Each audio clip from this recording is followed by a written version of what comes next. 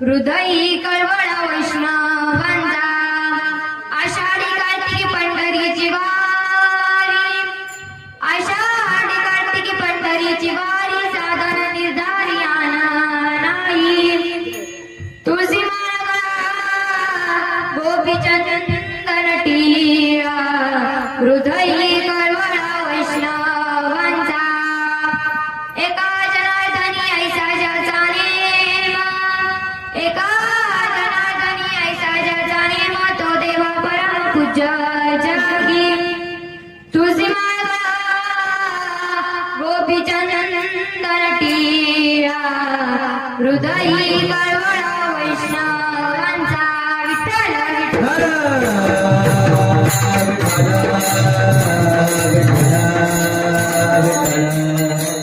अधरं मधुरं वदनं मधुरं नयनं मधुरं नासिकं मधुरं हृदयं मधुरं गमनं मधुरं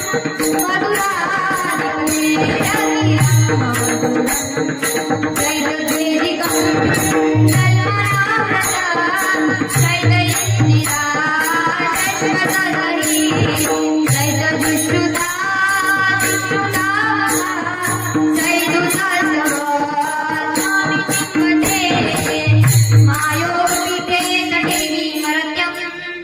वरकुण्डलिकाय धातुमुनीन्द्रे समागतचिष्टन्तमानन्दकन्दं परब्रह्मलिङ्गं भजे पाण्डुरङ्ग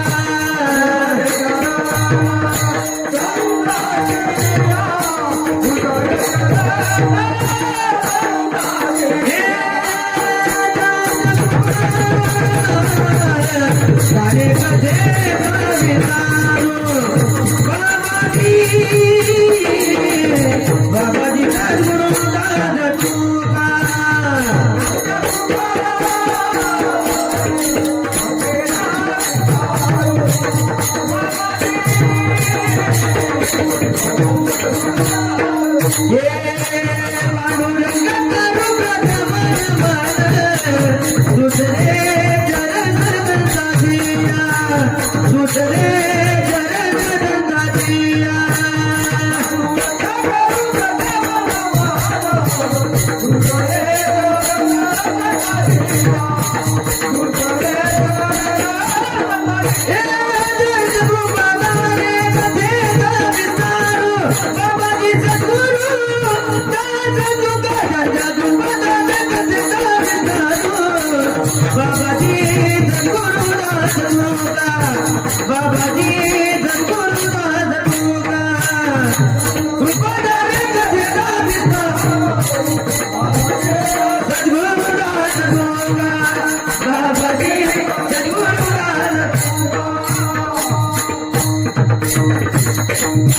पांडुरंगा गुरु प्रथम मन दुसरे चरण संतांचिया त्यांच्या कृपादाने कथेचा विस्तारू बाबाजी सद्गुरु दास तुका कलावत जीवो धराठा अवतारम कलांकांक तेजो दिकामो दिवक्रम खलानीश बाधा वनोदार दक्षम समाधीस्तमूर्तिं भजे ज्ञानदेवम् ओम नमो ज्ञानेश्वराय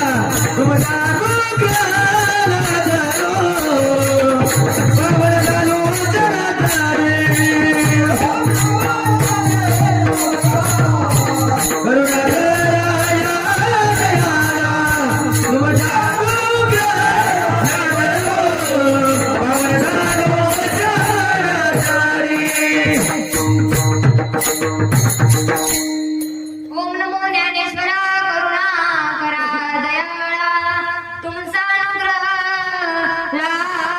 लाधलो पावन झालो चराचरी ज्ञानेश ज्ञान मूर्तींच साक्षात प्रेम स्वरूपिणी नामदेवं च या मूर्तिं नाथं वन्दे पुनः पुनः वैराग्यस्य परामूर्तिं देहु क्षेत्रे निवासिना तुकाराम महाराष्ट्र भक्तराज चतुष्टकम्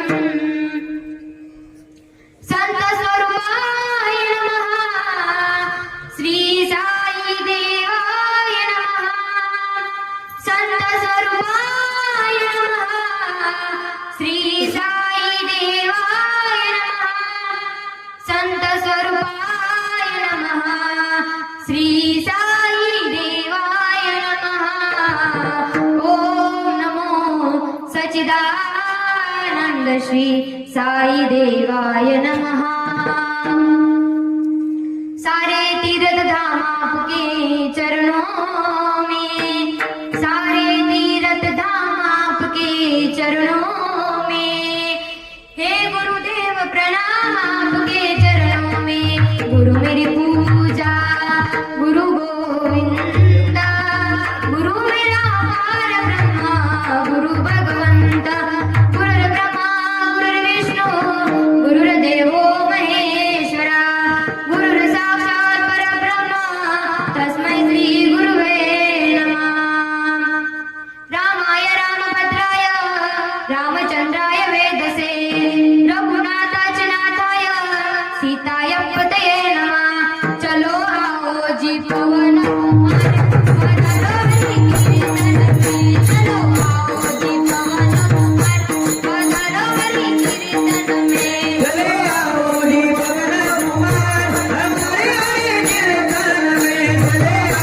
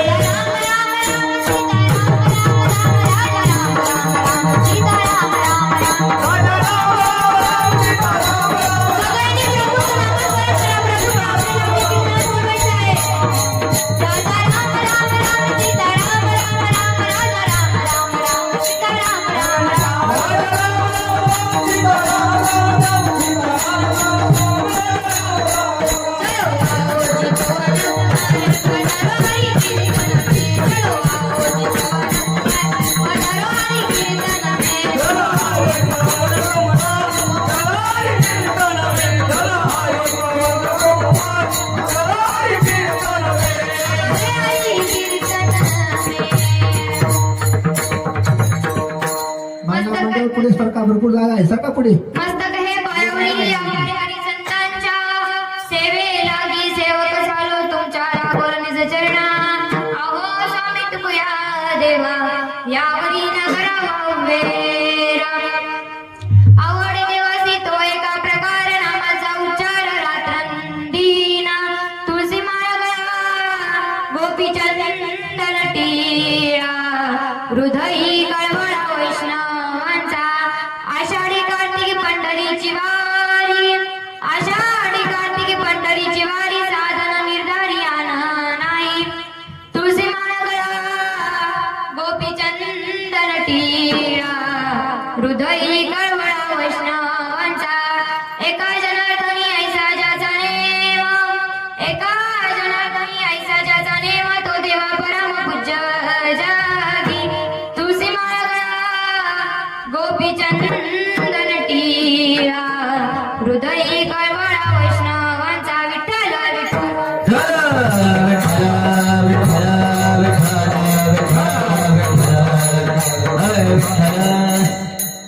प्रस्तुत प्राप्त प्रसंगी प्राप्त स्थळी कीर्तनरूपी सेवेकरिता घेतलेला अभंग. पैठण निवासी शांती ब्रह्मश्री संत एकनाथ महाराजांचा 4 चरणांचा उत्कृष्टचा अभंग आज तुम्हा आम्हा मायबाबा सेवेकरिता घेतलेला आहे. विठ्ठल विठ्ठल.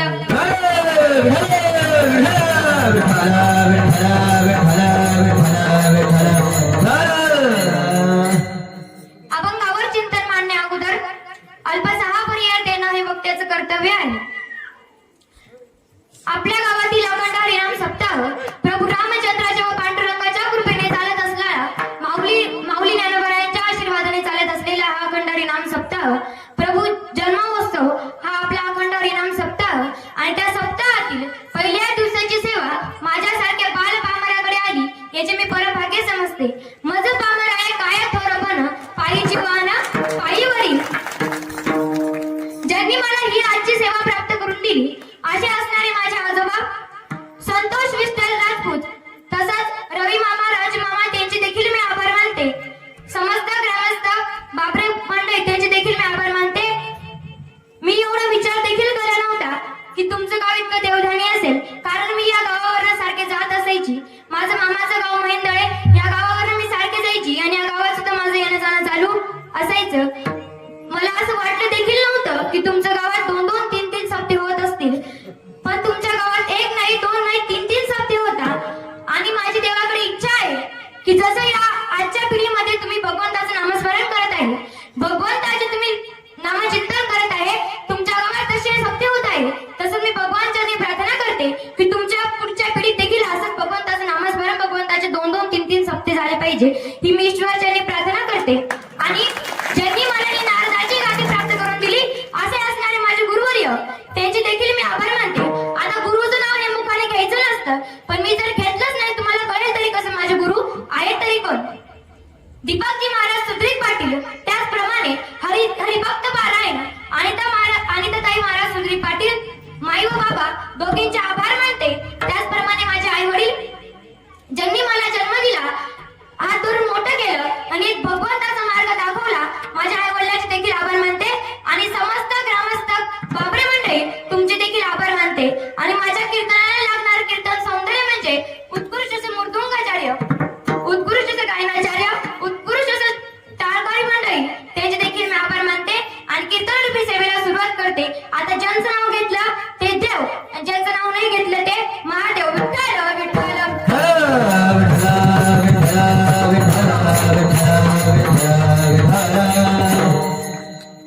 अभंगाचा सरळ भावार्थ असा आहे.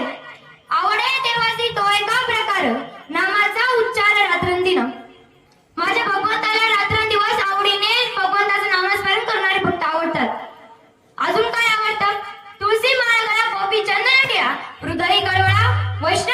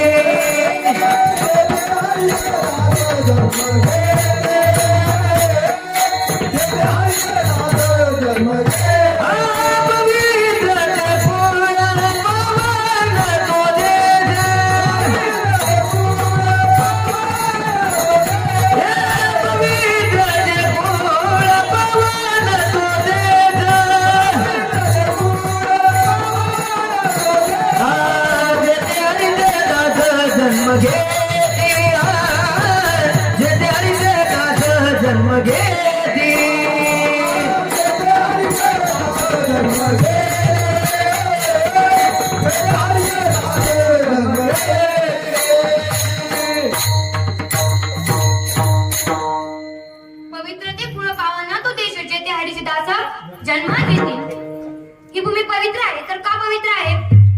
कारण दादांनो या भारताच्या भूमीमध्ये साधू संत जन्माला आले. तर कोणते संत जन्माला आले? ज्ञानेश्वर माऊली, तुकोबाराई, एकनाथ महाराज, मीराबाई, बहिणाबाई, मुक्ताबाई, जनाबाई मी या सगळ्याचे एकत्रीकरण करून संत श्रेष्ठ बहिणाबाई यांनी इमारत उभी केली. संत कृपा झाली इमारत फळावली. ज्ञानदेव रचिला पाया उभारिले देवलाया. नामा त्याचा किंकर जने केला हा विस्तार. जनार्दन एकनाथ खाम दिला भागवत. आता वारकरी संप्रदायाचा जो खांब पक्का खांब बनण्याचं काम ज्याने कोणी केलं तर माझ्या नाथ महाराजांनी केलं. माझ्या नाथ महाराजांनी वारकरी संप्रदायाचा भक्कम पाया बनण्याचं काम केलं. आता बघा, आपण जर एखादी इमारत उभी केली, आता हे घर आहे उभं आहे, तर त्याच्या अगोदर आपल्याला काय पक्का करावं लागलं? पाया पक्का असला तरच ते घर उभं राहिलं आणि जास्त दिवस टिकेल याची आपल्याला गॅरंटी आहे. आणि ते लांबचं उदाहरण जाऊ द्या, आपल्या इथे आपल्या इथे कीर्तन चालू आहे.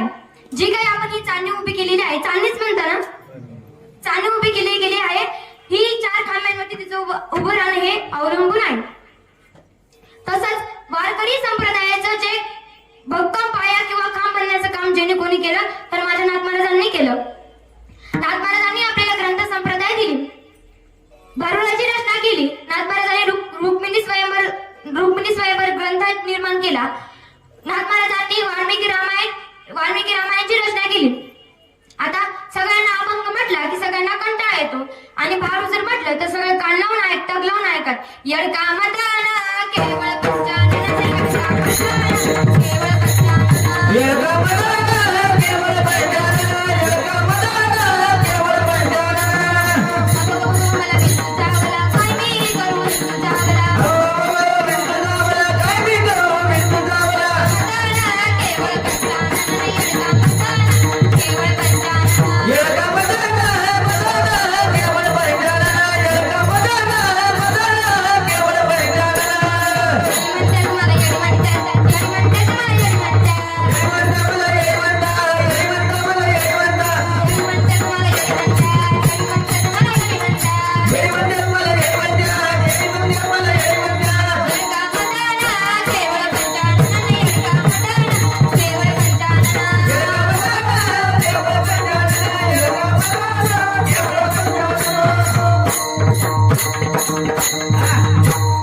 ही नाथ महाराजांची भारुड आहे, अगदी सोपी आहे.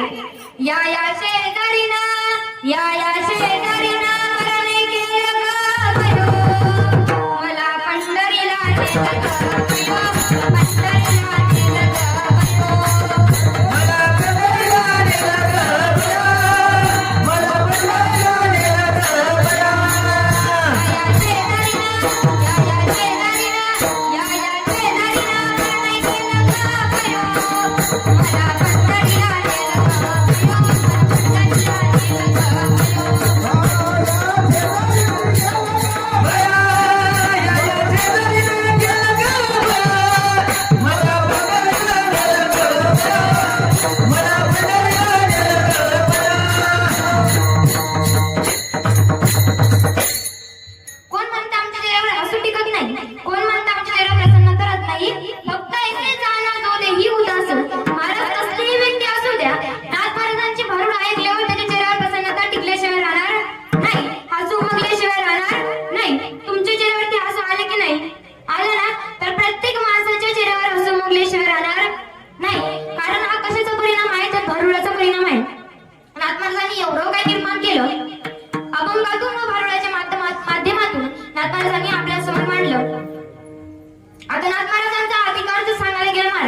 तर एवढा मोठा त्यांचा अधिकार होता. साक्षात त्या जगाच्या मालकाने नाथ महाराजांच्या घरी काम करावं, नाथ महाराजांच्या घरी राहावं, एवढा माझ्या नाथ महाराजांचा अधिकार होता.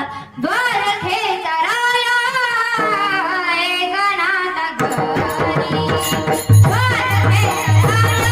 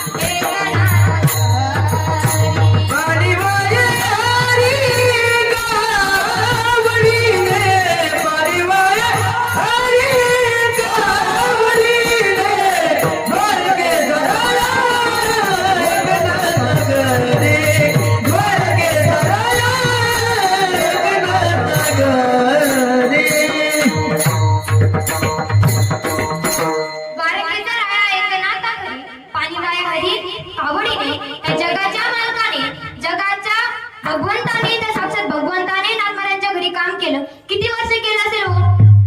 एक नाही दोन नाही 36 वर्ष. बरोबर बाबा, 36 वर्ष काम केलं. 36 वर्ष काम केलं. महाराज पण देवाचा स्वभाव असा आहे की फुकट कोणाच्या पायाचा काटा देखील काढत नाही. देवाचा स्वभाव असा आहे. तर मग देवाचा स्वभाव कसा आहे? घेसी तेव्हा देसी ऐसा अससी उधार. काही घेतल्याशिवाय काही देत नाही. बघा, एक वेळेचा प्रसंग आहे. नागमहाराजांनी भगवंताला प्रश्न केला, भगवंता तू तर फार उदारतेबद्दल बोलत असतो ना, सांग बरं तू कोणाला काय दिलं?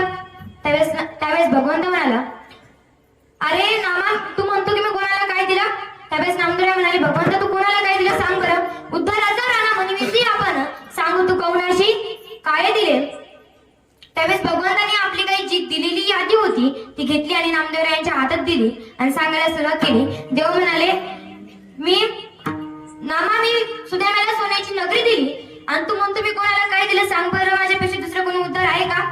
त्यावेळेस नामदेवराय म्हणाले, भगवंता अरे तू जरी सुदाम्याला सोन्याची नगरी दिली तरी तू फुकट दिली का? आधी काहीतरी घेतलं. अरे एका बकेटीत आंघोळ करणारे मित्र तुम्ही, एका ताटात जेवण करणारे मित्र तुम्ही. एवढंच नाही तर तू त्याला तुझी देवाघरची जागा दिली. सख्या भावासारखे होता ना तुम्ही, तरी देखील तू त्याला काही घेतल्याशिवाय काही दिलं नाही. तर काय घेतलं? मुष्टीभर पोळी घेऊन बेटी लागे गेला, शुद्ध भाव देखून गाव सोनियाचा दिला. तर काय घेतलं? एक मुठभर पोहे का होईना देवाने घेतलंच तेव्हा काहीतरी दिलं. त्यावर भगवान परमात्मा परत म्हणला, अरे नामदेवा, मी द्वासना ऋषींना अर्ध्या रात्री जीव घातलं आणि तू म्हणतो मी कोणाला काय दिलं? त्यावेळेस नामदेव म्हणाले, भगवंता तू दिलं, मी कुठे म्हणतो नाही दिलं, पण तू दिलं पण काहीतरी घेतलं.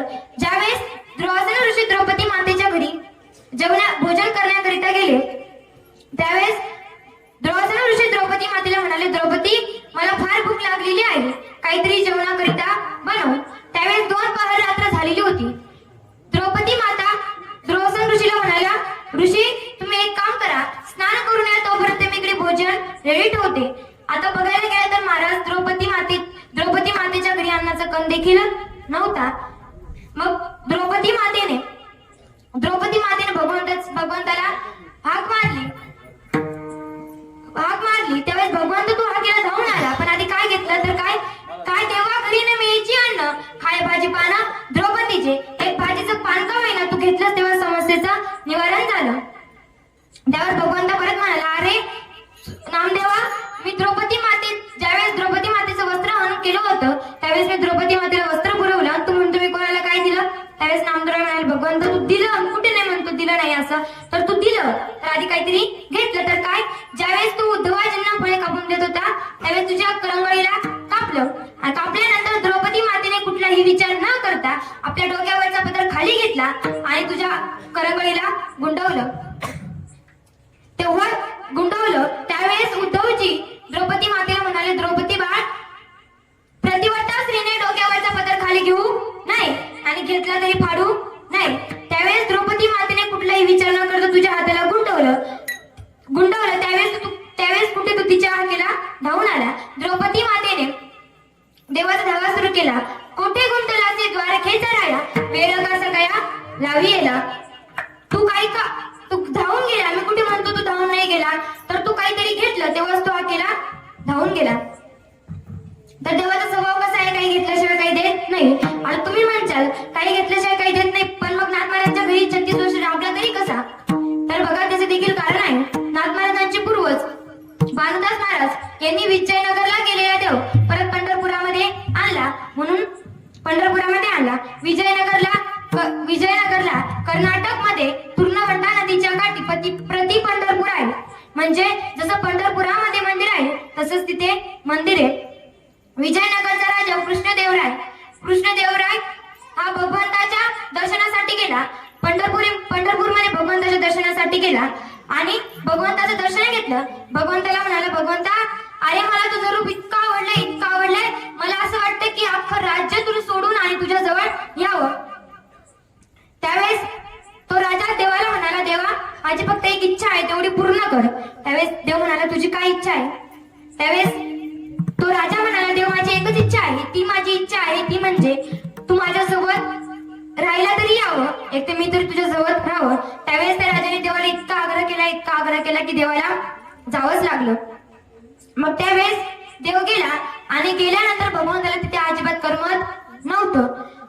तर भगवंत का गेला हो? भगवंताने एक विचार केला की तू एका राज्याचा राजा आहे आणि तो एवढं राज्य सोडून येण्यापेक्षा आपण तिथे राहायला गेलेलं बरं. मग तो तिथे राहण्यासाठी गेला, पण भगवंताला तिथे अजिबात करमत नव्हतं, कारण की त्याला इकडे आपली मळके सळके वारकरी बघण्याची सवय होती आणि इकडे प्रत्येक वारकरीच्या डोळ्यातनं अश्रू येत होते. त्यांना असं झालं की कधी भगवंताची भेट होईल कधी नाही. भेटे लागे जीवा लागेसी वाट, पायी रात्रंदिवस वाट तुझी. त्यांना असं झालं की कधी भगवंताची भेट होईल कधी नाही. मग त्यावेळेस भानुदास महाराज म्हणाले, बघतो आणि मी देवाला घेऊनच येतो. मग त्यावेळेस भानुदास महाराज विजयनगरला गेले आणि विजयनगरला गेल्यानंतर भानुदास महाराजांनी भगवंताचा आग्रह केला. भगवंताला सांगितलं की भगवंता अरे तुझे वारकरी तिकडे तुझ्यासाठी रडत आहेत, वारी जवळ आली म्हणून त्यांना एक विचार येतो की वारीला आपण चाललो, पण त्या पंढरपूरचा परमात्माच तिथे नाही तर आपण जाऊन काय करायचं? ज्याच्या भेटीसाठी आपण जातो तो तिथे नाही तर आपण जाऊन काय करायचं? मग त्यावेळेस ते सगळे तुझे वाट बघताय, सगळे तुझ्यासाठी रडताय. मग त्यावेळेस भानुदास महाराजांनी पांडुरंगाचा परमात्मा पंढरपूरमध्ये आणला आणि विटेवरती उभा केला. लावण्याचा गाभा त्रैलोक्याची शोभा विटेवरी उभा पंढरीचे. त्यावेळेस पंढरपूरचा पांडुरंग परमात्मा विटेवर उभा राहिला. सगळ्या वारकऱ्यांना इतका आनंद झाला. भानुदास महाराजांना देखील आनंद झाला. आणि मग ज्यावेळेस भानुदास महाराजांनी भगवंताला पंढरपूरमध्ये आणलं होतं, त्यावेळेस भानुदास महाराजांना भगवंताने शब्द दिला होता, भानुदास महाराज तुम्ही मला माझ्या वारकऱ्यांमध्ये आणलं, मी तुम्हाला शब्द देतो मी तुमच्या घरी चाकरी करायला येईल. तेव्हा कुठे महाराज नामदेवरायांच्या घरी म्हणजे भानुदास महाराजांची पुढची पिढी म्हणजे नामदेवराय. नामदेवरायांच्या घरी भगवान परमात्मा राबला तर फुकट राबला का हो? तर नाही, त्याने आधी काहीतरी घेतलंच. आता तुम्ही म्हणशाल 36 वर्ष राबला म्हणजे काय केलं? तर बघा 12 वर्ष चंदन घासली, 12 वर्ष धुणे धुतली आणि उरलेली 12 वर्ष कावडीने पाणी वाहिलं. कावडीने पाणी जागरी चक्रपाण वाहे, कावडीने पाणी जागरी चक्रपाणी वाहे,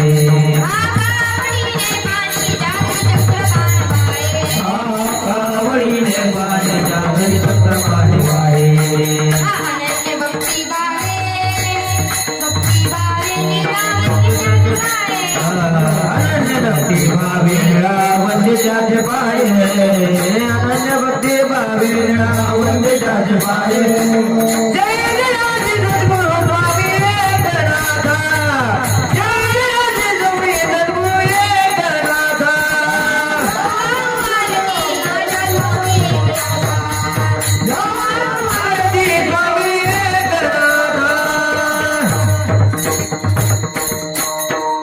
कावडीने पाणी जागरण चक्रपाण वाहे, अनन्य भक्ती भावे निळावण्य त्यासी पाय. ओवाळू आरती माझ्या स्वामी एकनाथा. आता नाथ महाराजांना राग हा अजिबात येत नव्हता. म्हणून हे गावकरी म्हणताना पावत नव्हतं. आता बघा आपण जर घर बांधलं, आपले घर बांधलं तर आपल्या गावातल्या लोकांना सण होतं का हो? तर नाही होत, त्यांच्या पोटात काहीतरी दुखतं. आपण जर काही गाडी वगैरे घेतली तर त्यांना सण होतं का? नाही, त्यांच्या पोटात दुखल्याशिवाय राहत नाही. त्यांना असं होतं की कधी आपण त्यांच्यापेक्षा दुपटी किमतीने कधी गाडी घेऊ आणि कधी नाही. तसंच नाथ महाराजांच्या गावातल्या लोकांना अजिबात सण होत नव्हतं. त्यांनी ठरवलं की नाथ महाराजांना राग आणूनच दाखवायचा. तर पहिला विडा एका ब्राह्मणाने उचलला. नाथ महाराजच्या पाठावरती भगवंताला बसवणार. त्या पाठावर तो जाऊन बसला. आता असं तसं जाऊन बसला का हो? तर बुट घालून जाऊन बसला. तरी देखील नाथ महाराजांना राग आला नाही. नाथ महाराज गिरजा मातेला म्हणाले, त्यांच्या पत्नीला म्हणाले, गिरजा अगं मोठ्याचे लेकरू आलेलं आहे, काहीतरी चांगलं भोजन बनव. त्यावेळेस गिरजा मातेने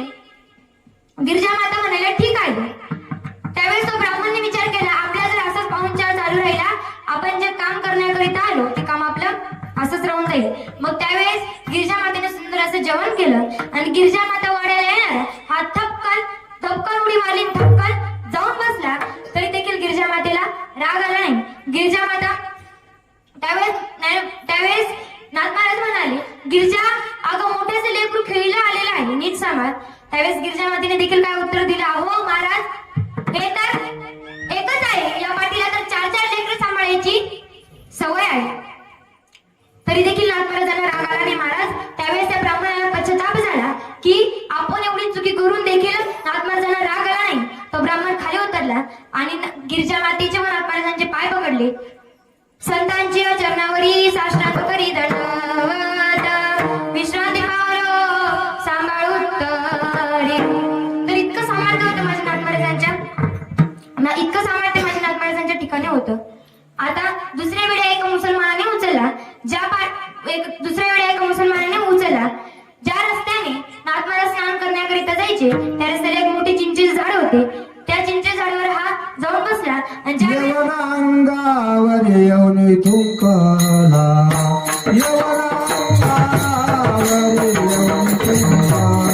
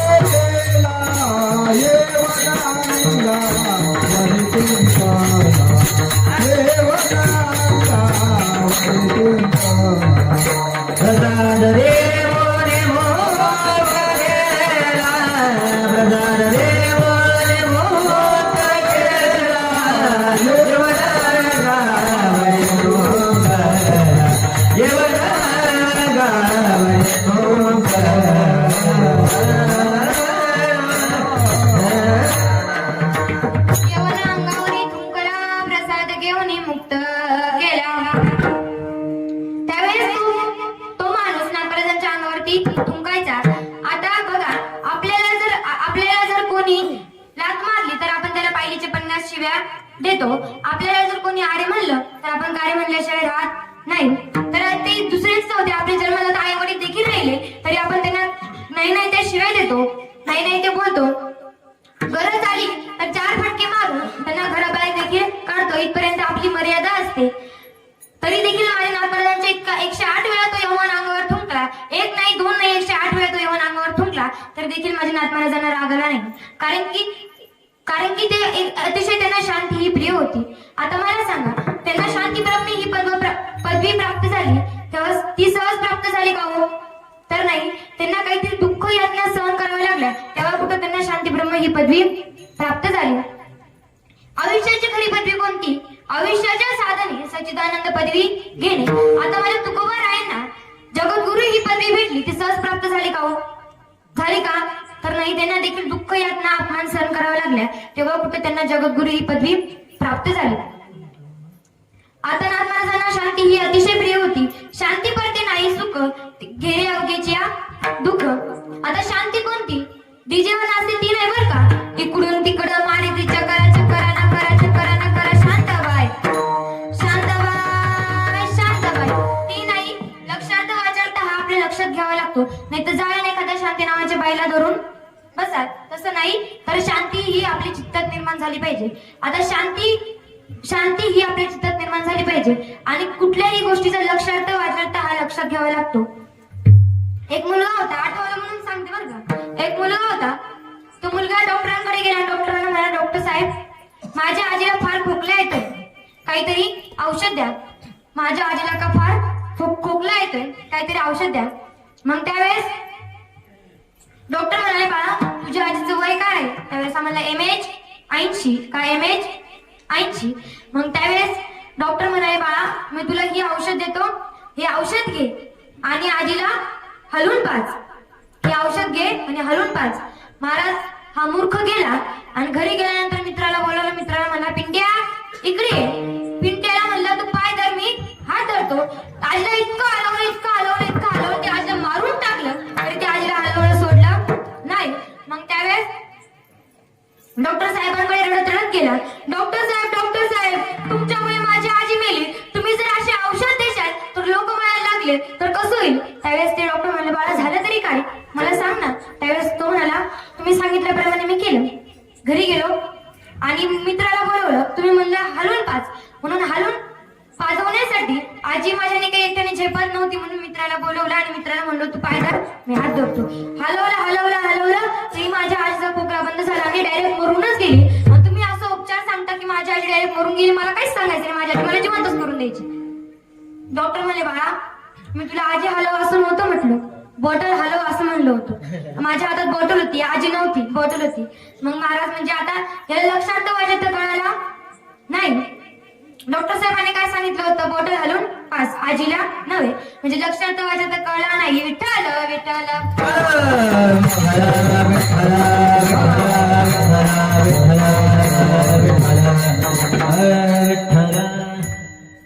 अजून एक सांगते. मला माहिती तुम्हाला दृष्टांत खूप आवडतात ना. हा बघा, एक सुनबाई होती. आता सुनांविषयी जर बोलायला गेलं महाराज तर नाही बोललेलाच बरं. मग ती सून होती आणि ती खेड्यातली होती आणि तिला सिटीमध्ये दिलेलं होतं. मग तिचं लग्न झालेलं होतं. मग त्यावेळेस तिला सिटीमध्ये दिलं आणि तिची राहणीमान खेड्याची होती. मग तिला सिटीमध्ये दिल्यानंतर तिच्या बिल्डिंग वरती दुसऱ्या नंबरचा फ्लॅट, दुसऱ्या मजल्यावरती फ्लॅट होता तिचा. मग त्या फ्लॅट मध्ये ती राहत होती. मग त्यावेळेस सासूने सांगितलं, सुनबाई आज आपल्या घरी पाहुणे येणार आहे. फास्ट आवर, काय फास्ट शहराची होती ना, फास्ट आवर. मग ती म्हणली, आत्याबाई तुम्ही अजिबात काळजी करू नका, माझ्या कामाच्या बाबतीत कोणीच हात धरू शकत नाही, कोणीच नाही, तुम्ही सुद्धा नाही. मग ती म्हणली, जास्त काय बोलू नको, जेवढं सांगत तेवढंच कर. जास्त काय बोलू नको, जेवढं सांगत तेवढंच कर, पुढच्या काय बाता आणू नको. मग त्यावेळेस सासूने सांगितलं, एक काम कर, गॅलरीत जा आणि हा जो कचरा आहे हा कचरा गॅलरीत ना टाक. टाकताना खाली नको टाक, गाडी येईल त्या गाडीमध्ये टाक. आणि अजून एक सांगितलं की टाकताना माणसं बघून टाक. हिने काय केलं, गावात इलेक्शन झालेलं होतं. मग सरपंचाची मिरवणूक चालू होती. त्यांचे कार्यकर्ते त्यांना कोणी हार घालत होतं, कोणी गुलाल टाकत होतं, कोणी पूजा करत होतं, कोणी फुलं टाकत होतं. ते त्यांची मिरवणुकीच्या घराजवळ आली आणि नीचे ओला कचरा सुका कचरा त्या सरपंचाच्या अंगावरच टाकून दिला. टाकल्यानंतर तो सरपंच लालबंद झाला आणि त्याच्या घरामध्ये चढला आणि घरामध्ये गेल्यानंतर घरामध्ये चढला आणि घराजवळ चढला आणि दरवाजा ठोकला. आता दरवाजा ठोकल्यानंतर ठक ठक ठक ठक ठक दरवाजा ठोकला. सासूबाई दरवाजा उघडला. सासूबाई म्हणली, अहो सरपंच तुम्ही काय कालवा घातला केव्हाचा, काय गोंधळ घातला तुम्ही? त्यावेळेस सरपंच म्हणाला, अहो मला काही येडं लागलं का कालवा आणि गोंधळ घालायला? तुमच्या सुनबाईने माझ्या अंगावर ओला कचरा सुका कचरा सगळंच टाकून दिलं माझ्या अंगावर. मग त्यावेळेस सासूबाई म्हटली सुनबाई इकडे. मग सुनबाईला बोलवलं आणि सुनबाई आली. सुनबाईला म्हणाली, का गं तू हे काय केलं? त्यावेळेस ती म्हणली, सासूबाई माझी काहीच चुकी नाही. माझ्या आईने मला सांगितलं होतं, जेव्हा माझं लग्न झालं ना त्यावेळेस माझ्या आईने मला सांगितलं होतं, सासूचा शब्द खाली पडू द्यायचा नाही, असा उचलूनच ठेवायचा. म्हणून मी सांगितलं, मी तुमचा खाली पडू दिला नाही, उचलूनच ठेवला. तुम्ही मला सांगितलं की गॅलरीत जा आणि कचरा टाक आणि टाकताना अजून वरून सांगितलं माणसं बघून टाक. मी किती वेळ झाला गॅलरीमध्ये उभी होती पण कोणी चाललं नाही. हे तिकडनं आली, मी यांच्या अंगावर टाकून दिला. विठ्ठल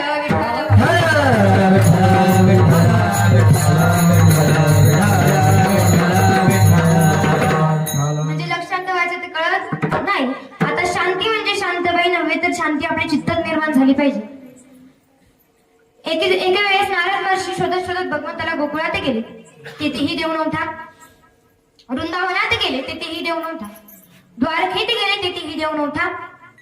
मग एके ठिकाणी देव प्रगट झाले आणि नारद महर्षी म्हणाले, भगवंता मी तुझ्या जर भक्तांना जर तुझी गरज लागली तर कुठे शोधायचं? त्यावेळेस भगवंत म्हणाला, माझे भक्त गाठी ते नारदा उभामी, माझे भक्त गाठी जे ते नारदा उभामी ते.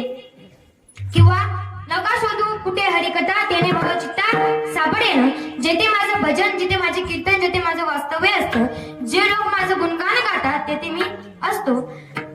मग एक साधकाने एकनाथ महाराजांना प्रश्न केला, नाथ महाराज, अहो तुम्ही ज्या देवाची भक्ती करता ना, त्या देवाची भक्ती कशी करायची तेच शांती ब्रह्म एकनाथ महाराज अभंगाच्या प्रथम चरणात आवड देवासी तो ऐका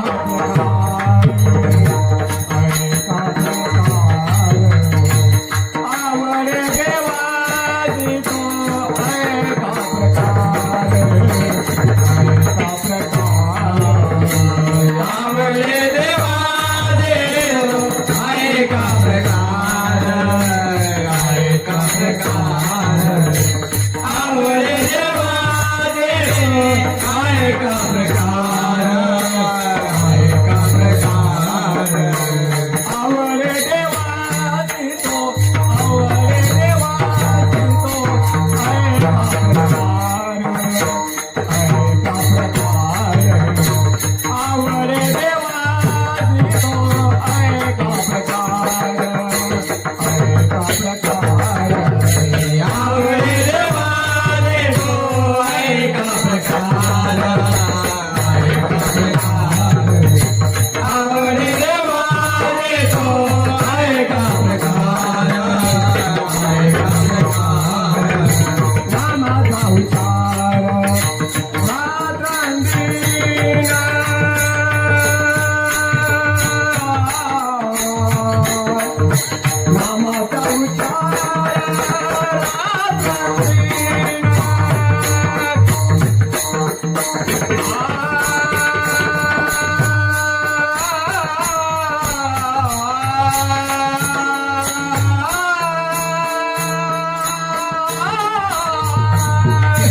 नामाचा उच्चार रात्रंदिना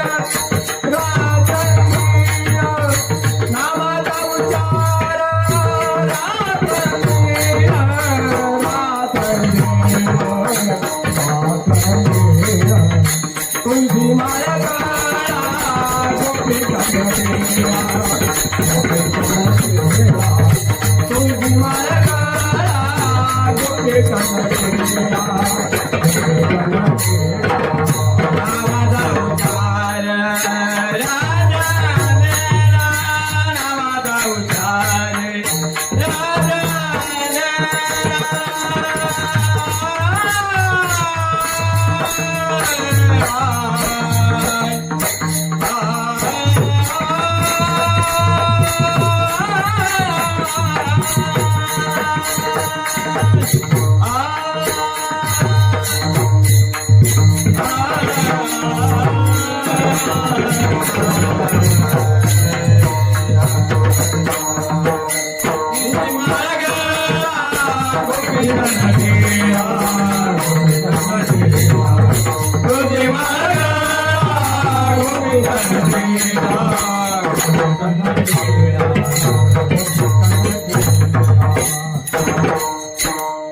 आवडे दिवसी तो एका प्रकार नामाचा उच्चार रात्रंदिना तुळशी मागा गोपीचंद लीळा हृदयी गळगळा वैष्णवांचा. नामस्मरणाला फार महत्व आहे महाराज. बघा कलियुगामध्ये तर नामस्मरणाला एवढं महत्व आहे, एवढं महत्व आहे. कलियुग तर बदलतच चाललंय. कलियुग इतकं बदलत चाललंय. कलियुग लागलं बदलायला हो, कलियुग लागलं बदलायला, कलियुग लागलं बदलायला हो, कलियुग लागलं बदलायला, कलियुग लागलं बदलायला हो, आधी होती चटणी भाकर, आधी होती चटणी भाकर, आता निघाली साखर, आता निघाली साखर, लागले चटणी चाटायला हो, लागले चटणी चाटायला, कलियुग लागलं बदलायला हो, कलियुग लागलं बदलायला, कलियुग लागलं बदलायला.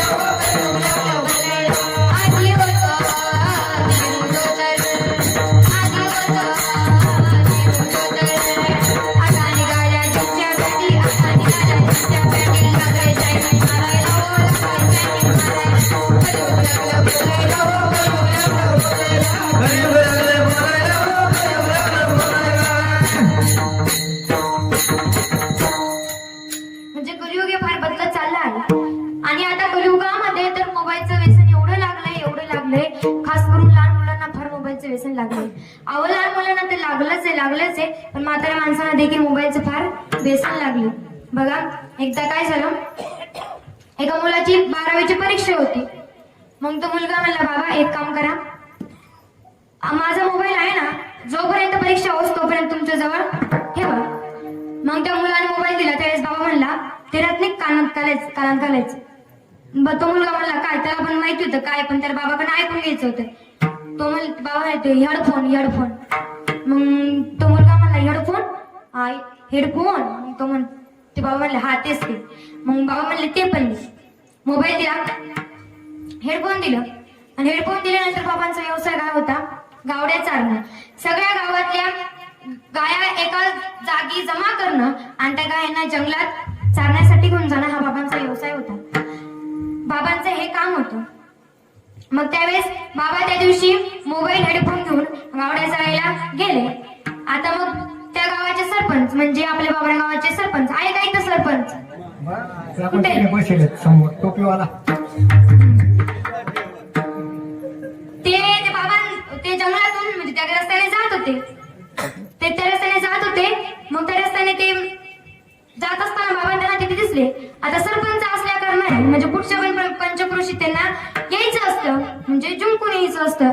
म्हणून ते बाबांना राम श्याम घालत होते. मग राम श्याम घालत होते पण बाबांना काय ऐकू जात नव्हतं. तर बाबांच्या कानात काय होतं? हेडफोन. बाबांना अजिबात ऐकू जात नव्हतं. मग ते तिथे गेले, सरपंच तिथे त्यांच्याजवळ गेले आणि सरपंच तिथे गेल्यानंतर ते म्हणले, बाबा 2-3 दारे बाबांना राम श्याम बाबा आवाज दिला तरी बाबाला ऐकू जात नाही. आता काय करायचं?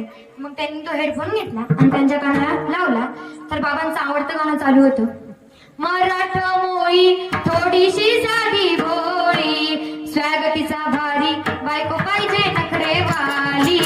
मराठा मोळी थोडीशी साधी भोळी, स्वागतीचा भारी बायको पाहिजे नखरेवाली. आता बाबांचं वय काय होतं? MH 70. बाबांनी ऐकायचं वय होतं बाबांचं.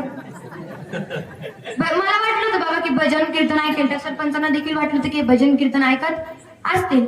तर यांनी काय लावलं होतं? मराठा मोळीन थोडीशी साधी बोल. मग सरपंचांनी ऐकलं, त्यांना पण तेच पाहिजे होतं. ते गेले आजी जवळ गेले, आजीला म्हणले, आजी तुझं म्हातारं बिघडलं. मग म्हातारं बिघडलं म्हणून आजी म्हणली, बाबा माझ्या नवऱ्यासोबत मी 50 वर्षापासून संसार करते. 50 वर्षापासून तू म्हणतो बिघडला, असं होऊच शकत नाही. माझा त्याच्यावर पक्का विश्वास आहे. काय पक्का? मग तो म्हणला, अगं आजी ते म्हणले आजी एकदा ऐका तरी त्यांनी काय केलं. मग ती आजी म्हणली, सांग बाबा काय केलं. मग ते सांगायला लागले, अगं आजी तुझं म्हातारं बिघडलं, ते काय म्हणतं, ते काय ऐकतो? भजन कीर्तन नाही ऐकत. मराठा मोळीन थोडीशी साधी भोळी बायको पाहिजे मला नोकरी. तू काय कमी झाली का आजी? मग आजी तापली. आजी डायरेक्ट आरतुरीच्या भाषावर महिला लगेच तापताना आजी लगेच तापली. आजी म्हणजे येऊ दे त्याला घरी, बघतेच मी चांगलंच बघते, त्याला खायला मिळालं नाही, त्याला घराबाहेरच काढते. मग बाबा घरी आले, गावड्या चालून बाबा घरी आले. बाबांचे हेडफोन बिडफोन गुंडा मस्त खिशात होता. बाबा घरी आल्यानंतर आजीनी लक्ष सुद्धा दिलं नाही बाबांकडून. गावड्या सुद्धा बांधू लागले नाही. आजी 10-12 गावड्या होत्या, गावड्या सुद्धा बांधू लागले नाही. आजी म्हणली असं एकट्यालाच मारायचं. मग गावड्या सुद्धा बांधू लागले नाही मारत. मग बाबाला असं वाटलं असेल काहीतरी काम करत असेल, जाऊ दे आपण मानलं तर काय झालं. मग त्यावेळेस बाबाने भांडून घेतलं आणि बाबा म्हणले, अगं ऐकलं का, मला पाणी दे ना, पाणी दे. ती लक्ष तर दिलं नाही महाराज. ती म्हणली अजिबात देणार नाही पाणी, का काहीच देणार नाही, आता घराबाहेरच निघायचं डायरेक्ट. तुम्ही काय ऐकता शेतात मराठा मोळी थोडीशी साधी भोळी, मी काय कमी झाली का तुम्हाला?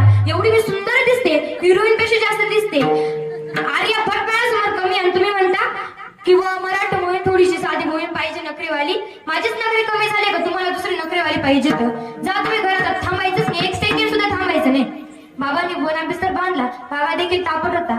बाबाने 2-3 कपडे बांधले आणि निघाला बाबाच्या बस स्टँड पर्यंत. तिला काय वाटलं, जाऊन कुठे जाईल? बस स्टँड पर्यंत, जास्त काही लांब जाणार नाही. मग त्यावेळेस बाबा निघाले आणि बाबा निघाल्यानंतर बाबा बस स्टँड पर्यंत गेले आणि थोडं पुढे जाऊ लागले. 2-3 पाऊल. तिला असं वाटलं आता हा जर गेला हा जर गेला तर आपल्याला कमवायला देखील कोणी नाही, आपल्याला खायला सुद्धा कोणी आणून देणार नाही. कसं कवायला त्याच्या मागच पळावं लागेल. गेली पळत पळत पळत पळत गेली, त्याला म्हणली परदेसी परदेसी जाना नहीं मुझे छोड़ के आधा छोड़ के परदेसी परदेसी जाना नहीं मुझे छोड़ के आधा छोड़ के. बाबा थांबले. बाबा ऐकूनच थांबले. बाबा थांबल्यानंतर बाबा असे वळले आणि वळल्यानंतर बाबा म्हणले हमारी अधूरी कहानी हमारी अधूरी कहानी. आता यांचं काय वय होतं? MH 70 आणि अधुरी कहाणी का इथं 70 पर्यंत कोणी राहतं का नाही याची आपल्याला गॅरंटी नाहीये.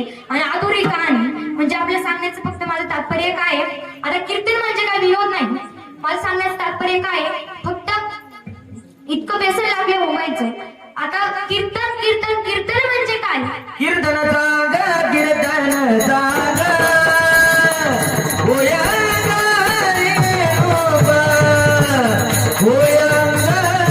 रे रूप होय रे रूप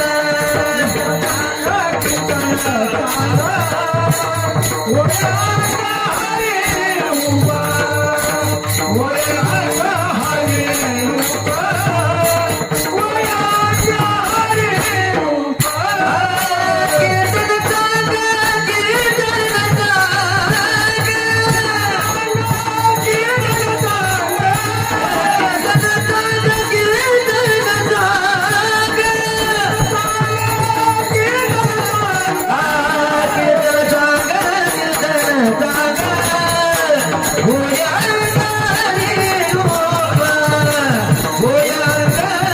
रे रूप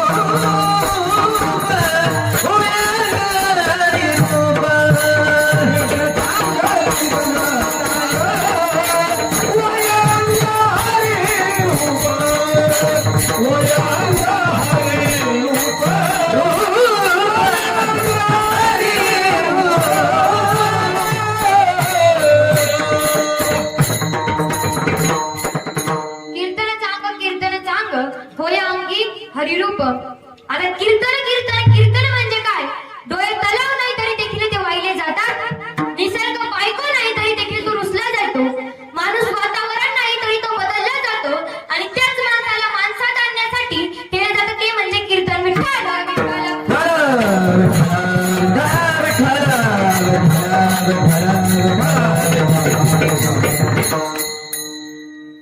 म्हणजे कलियुगामध्ये कशाला महत्व आहे तर नामस्मरणाला.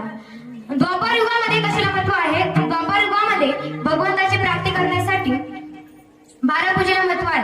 सत्ययुगामध्ये भगवंताची प्राप्ती ही अधिक कमी होत गेली. माझ्या देवाला वाटलं की माझ्या भगवंताला वाटलं की माझे भक्त कलियुगामध्ये कामधंद्यात बिझी असतील म्हणून देवाने सगळ्यात सोपं कारण सांगितलेलं आहे. कीर्तन चांग होय अंगी हरिरूप कलियुगा माझे करावे कीर्तन.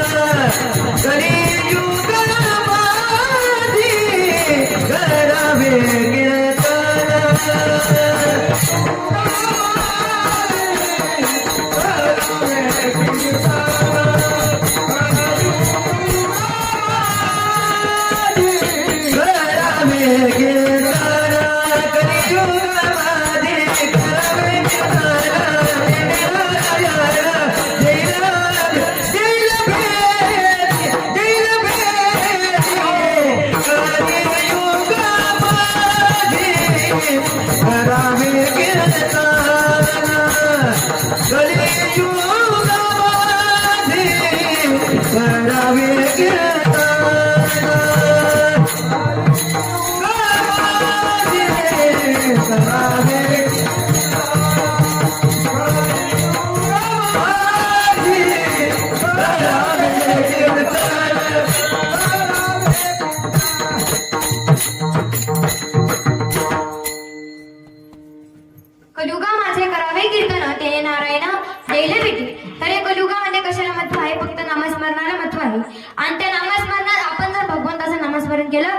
भगवंत नामस्मरणाच्या जोरावर भगवंताला देखील वाकावं लागतं आणि भगवंताला देखील यावंच लागतं. बघा, माझ्या शबरी मातेने भगवंताची एवढी भक्ती केली की भगवंताला यावंच लागलं. आणि शबरी माता या भिल्ल समाजाच्या होत्या. मातंग ऋषीच्या आश्रमात ते लहानाच्या मोठे झाल्या आणि मातंग ऋषी शबरी मातेला म्हणाले, शबरी, अगं माझा अंतकाळ जवळ आलाय, मी फार लांबच्या प्रवासाला चाललो. मग त्यावेळेस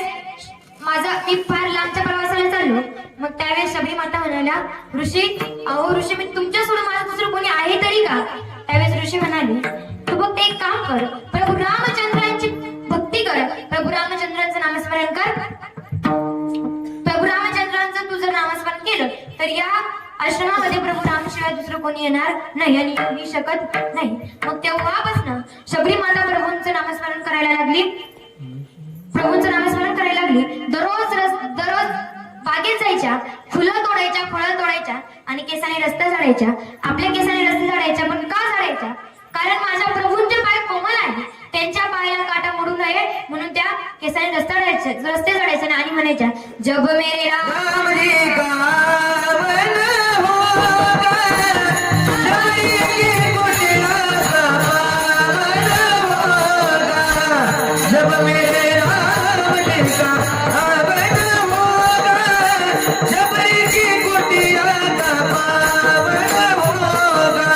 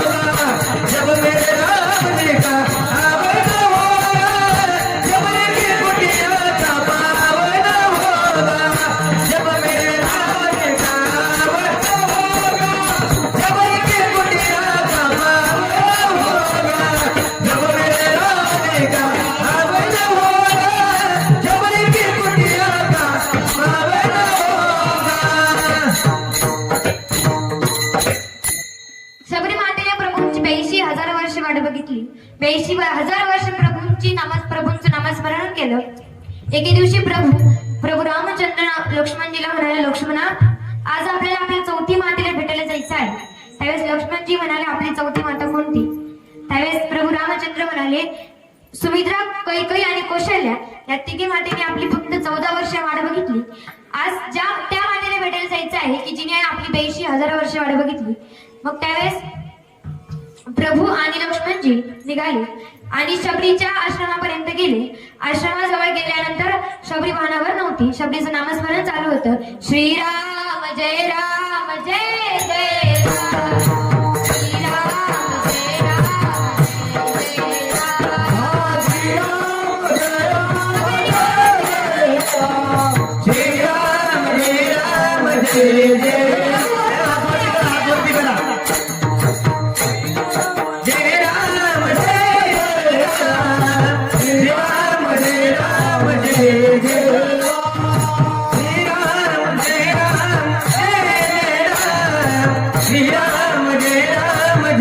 जय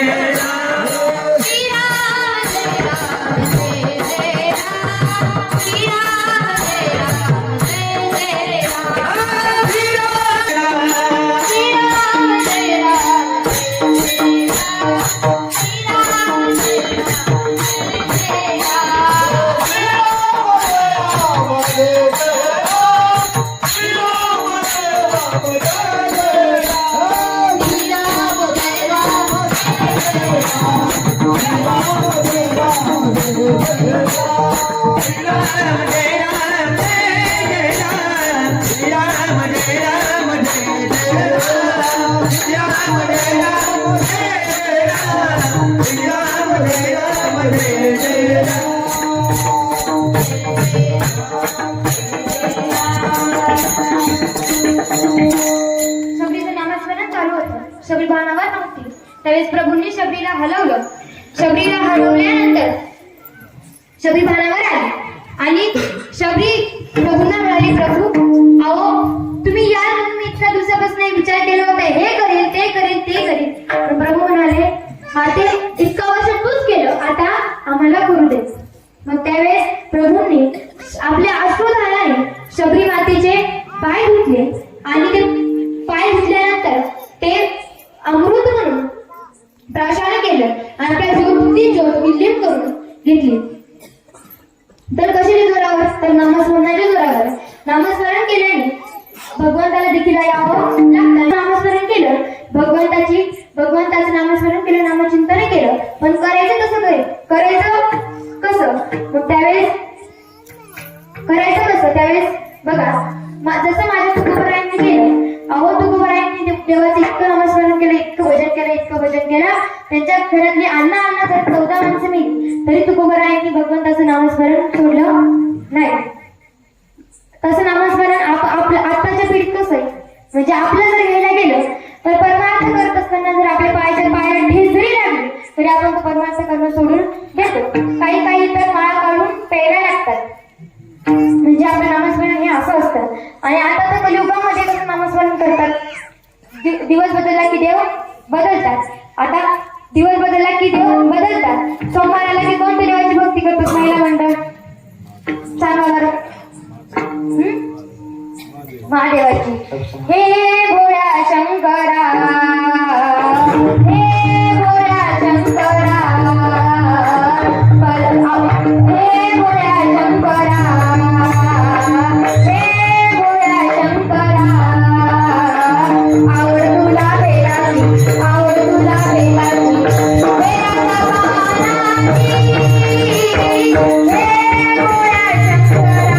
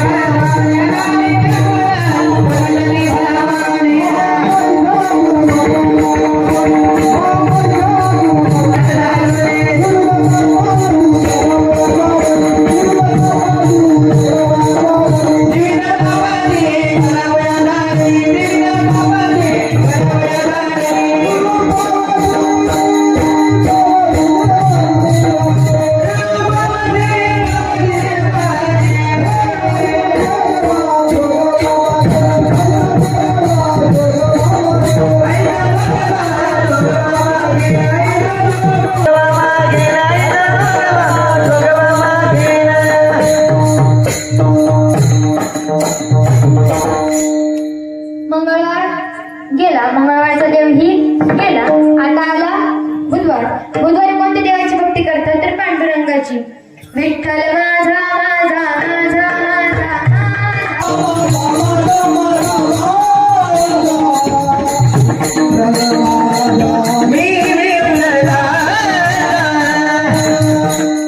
बुधवार गेला. बुधवारचा देव त्याच्यासोबत गेला. आता आला गुरुवार. गुरुवारी कोणत्या देवाची? दिगंबरा दिगंबरा श्रीपादवल्लभ दिगंबरा दिगंबरा दिगंबरा श्रीपादवल्लभ दिगंबरा. गुरुवार गेला. गुरुवारचा देव ही गेला. आता आला करता हनुमंतरायांची. हे दुःख गंजन मारुती नंदन, हे दुःख गंजन मारुती नंदन,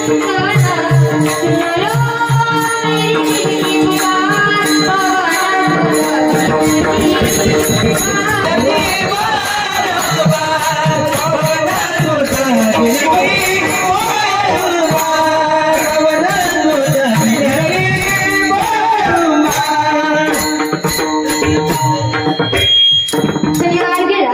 शनिवारचा देव ही गेला. आता आला रविवार.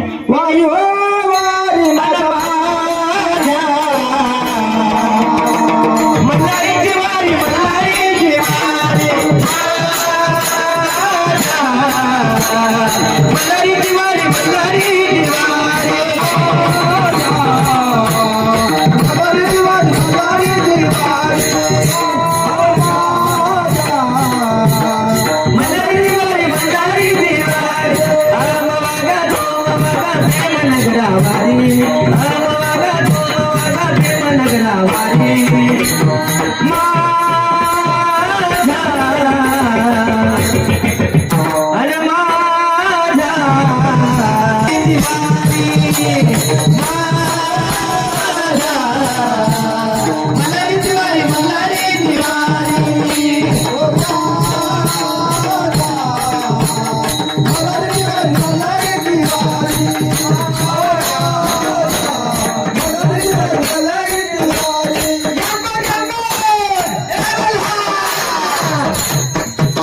तर भट्ट अहो ते तुकोबा राहायचे लोक पाया काय पडतात ते तो कीर्तन काय करतो भजन काय करतो त्यावेळी तुम्ही असताना हे पावत नाही आणि लोक त्याचं पाया पडतात हे तर मला अजिबात पावत नाही आणि तुम्ही असताना हे अजिबात चालणार नाही. मग त्यावेळेस रामेश्वर शास्त्री तुकोबरायांच्या घरी गेले आणि तुकोबरायांना म्हणाले तुकोबरायांच्या घरी गेले आणि तुकोबरायांच्या घरी गेल्यानंतर जिजामाता घरी होते. मग त्यावेळेस त्यांनी विचारलं तुकाराम घरी आहे का? त्यावेळेस ते जिजामाता म्हणाल्या अहो ते आता शौचालयास गेले. मग त्यावेळेस कुठे गेले म्हणजे कुठे गेले असं. मग त्यावेळेस जिजामाता म्हणाली या जागी गेली. मग त्यावेळेस ते रामेश्वर भट्ट त्या जागी गेल्यानंतर तिथनं पांडुरंग हरी पांडुरंग हरी पांडुरंग हरी असा आवाज येऊ लागला. मग त्यावेळेस रामेश्वर भट्ट तुकोबरायांकडे गेले आणि तुकोबरायांना म्हणाले तुकोबराय अहो काय घाणी देवाचं नाव घेता तुम्ही काय घाणी देवाचं नाव घेता? त्यावेळेस तुकोबराय म्हणाले अहो भट्ट मी या देवाचं नाव घेत नाही मला माझी जी बेल ही माझी माता झाली अनावर माझा माझी माता झाली अनावर माझा माझी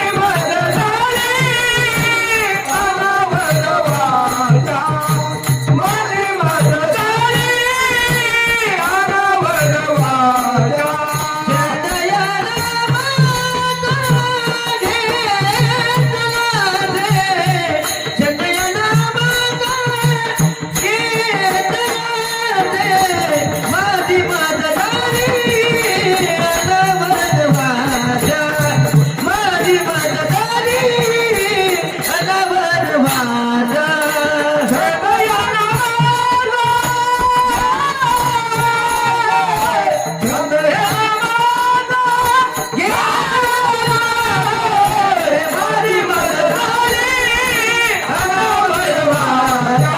माझी माता झाली अनावर माझा माझी मज झाली अनावरवाच्या छंद या नामाचा घेतलेला असो. मग त्यावेळेस दामेश्वर भट्ट म्हणाले मी थांब तुझी जीभच काढून टाकतो. मग त्यावेळेस तुकोबरायांची जीभ रामेश्वर भट्टाने काढून टाकली तरी तुकोबरायांच्या जीभेतनं आवाजच येत होता पांडुरंग हरी पांडुरंग हरी. मग त्यावेळेस रामेश्वर भट्टांना कळालं की हा काही साधारण पुरुष नाही तर हा म्हणे रामेश्वर भट्ट तुझ्या तुका विष्णू नाही तुझ्या. मग त्यावेळेस रामेश्वर भट्टांना पश्चाताप झाला. त्यांनी तुकोबरायांचे पाय पकडले आणि तुकोबरायांना म्हणाले तुकोबराय मला माफ करा माझ्याने खूप मोठी चुकी झाली मला तुमच्यापासून दूर करू नका करा क्षमा अपराध महाराज. मग त्यावेळेस तुकोबराय म्हणाले भट्ट उठा रामेश्वर भट्ट उठा तुमची काही चुकी नाही माणूस चुकीचाच पुतळा आहे माणसाने चुकी होतच असते. मग त्यावेळेस तुकोबराय म्हणाले की अहो मी तुम्हाला म्हटलं होतं ना की मी स्वतःहून म्हणत नाही माझी ही वाचा अनावर झालेली आहे काय माझी मजा झाली अनावर आचार्य छंद या नामाचा घेतलेला असेल. मग तो साधक म्हणाला तुकोबराय त्यावेळेस तो साधक म्हणाला नाथ महाराज तुम्ही सांगितल्याप्रमाणे मी भगवंताचं नामस्मरण ही करेन भगवंताचं नामस्मरण करेल नामचिंतन करेल. मग त्यावेळेस नाथ महाराज म्हणाले हळूहळू नामस्मरण करत करत तुम्ही पवित्र अशी तुळशीची गळ्यामध्ये माळ घाला. तेच शांती ब्रह्म एकनाथ महाराज अभंगाच्या दुसऱ्या चरणात सांगितले. तुझी माळ गळा गोपी जनाते गोपी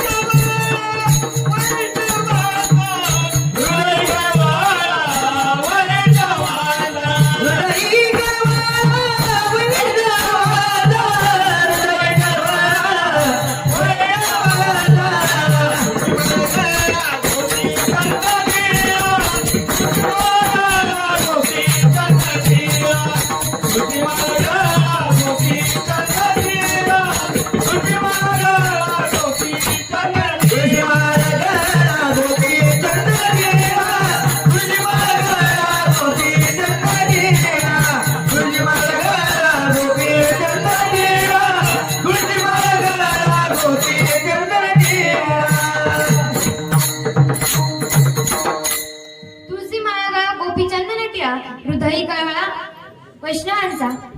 आता एकदा गायनाचार्यांसाठी आणि पप्पाच्या वादकसाठी टाळ्या वाजायचं वेळ. फार सुंदर चाल म्हणली त्यांनी आणि फार सुंदर चाल म्हणली आणि त्यांनी देखील फार सुंदर पक्वा वाजवला.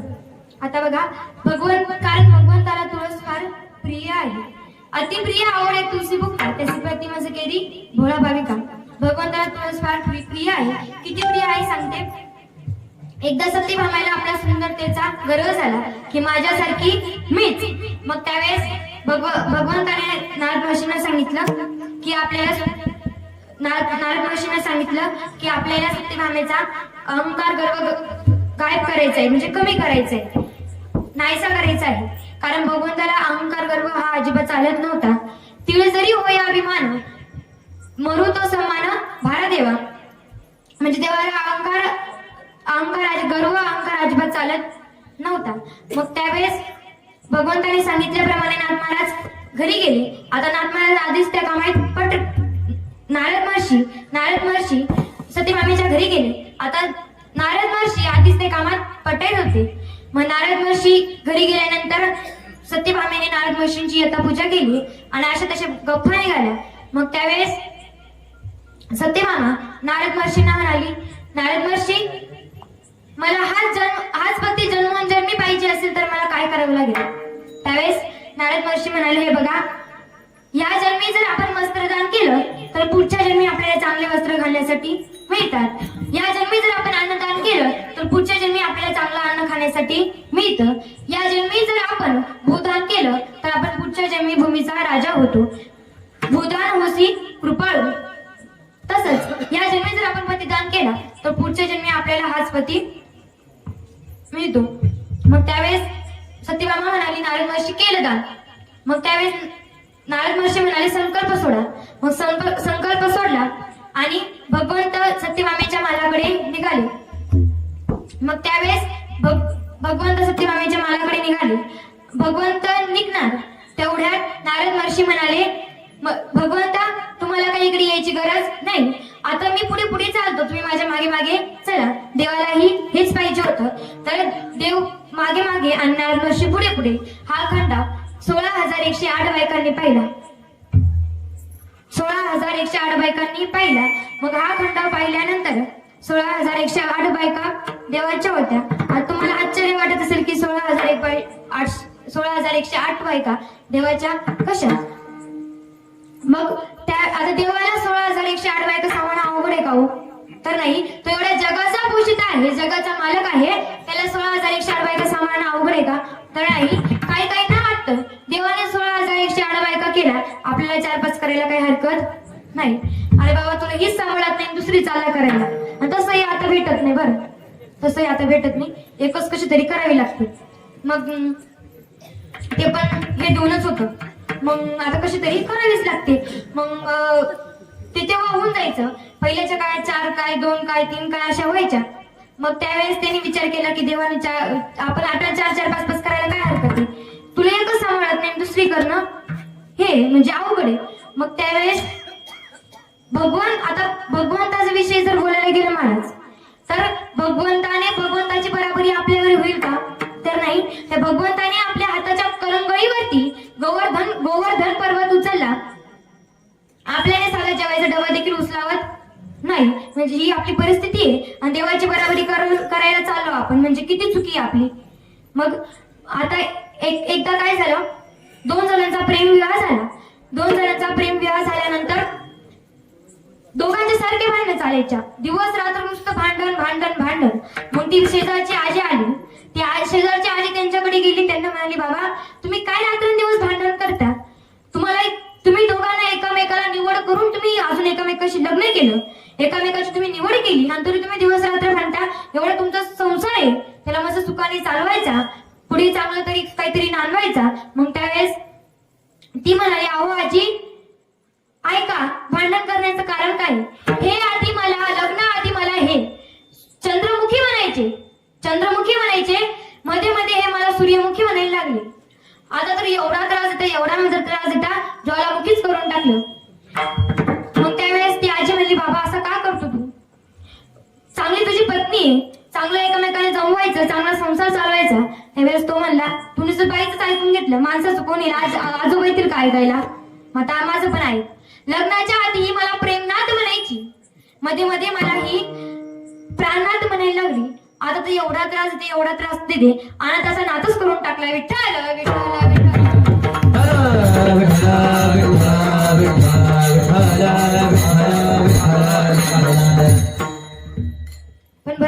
पण भगवंताचं फार सामर्थ्य होतं महाराज. त्यांना 16,108 बायका सामान काही अवघड नव्हतं, तर सोपं होतं. एकदा काय झालं, नारद महर्षी आडवी आले म्हणून, नाहीतर त्या सगळ्या बायकांनी आपल्या मस्त बांगड्या मागे घेतल्या आणि सत्यभामेला मारायला सुटल्या. आणि महिला मंडळाची मिशन लय भारी असते, 1 नंबर असते. बांगड्या मागे घेतल्या की सणासण काही जित्र्यावर काही टाक त्यांचं बरोबर चालतं. मग त्यावेळेस त्याही मागे बांगड्या बसरून निघाल्या पण का थांबल्या, कारण नारद महर्षी आडवे आले, नाहीतर यांनी पार सत्यभामेला सोडलंच नसतं. मग त्यावेळेस सत्यभामा म्हणली की महर्षी ह्या सगळ्या एक साईड कोण नाही, 16,108 आहे, तर मी एकटी आहे. म्हणून ती म्हणली, मी घाबरली, मला खूप भीती वाटते. ती घाबरली. मग आता घाबरल्यानंतर ती महर्षींकडे पळतच गेली. मग महर्षीने म्हणाली, महर्षी माझी खूप मोठी चुकी झाली, मी जे तुम्हाला दान दिलं ते मला परत घ्यायचे. त्यावेळेस नारद महर्षी म्हणाले, अगं माते, हे दान दिल्याने परत घेतलं तर फार मोठं पाप लागतं. मग त्यावेळेस ती म्हणाली, अहो याला काहीतरी उपाय असेल ना, काहीतरी उपाय असेलच, कारण कुठल्याही गोष्टीला उपाय असतोच. मग त्यावेळेस नारद महर्षी म्हणाले, एक काम कर, उपाय आहे पण ते तुझ्याने होईल का ते आधी आहे. भगवंताच्या मापाचं सोनं आणायचं, म्हणजे दागिने आणायचे. ती म्हणली एवढंच ना. मग ती मालामध्ये गेली, 16,107 बायकांचं सोनं आणलं आणि आणल्यानंतर एवढा मोठा पराडा आणला, म्हणजे एवढा मोठा तराजू काटा आणला, ज्या तराजू काट्यामध्ये देवही मावेल आणि देवाचं मापाचं सोनं देखील मावेल. मग एका बाजूला देवाला बसवलं आणि एका बाजूला सगळं सोनं ठेवलं, तरी देखील देव तरला गेला नाही. मग राहिला एक ते त्या म्हणजे रुक्मिणी माता. मग रुक्मिणी मातेला निरोप पोचवला गेला. रुक्मिणी मातेला म्हणाले, रुक्मिणी माताचं तिकडे तुळशी बागेत भगवंताचं नामस्मरण चालू होतं. श्री कृष्ण गोविंद हरे मुरारी, हे नाथ नारायण वासुदेवा. श्री कृष्ण गोविंद हरे मुरारी, हे नाथ नारायण वासुदेवा. श्री कृष्ण गोविंद हरे मुरारी, हे नाथ नारायण वासुदेवा. श्री कृष्ण गोविंद हरे मुरारी, हे नाथ नारायण वासुदेवा. हे नाथ नारायण वासुदेवा.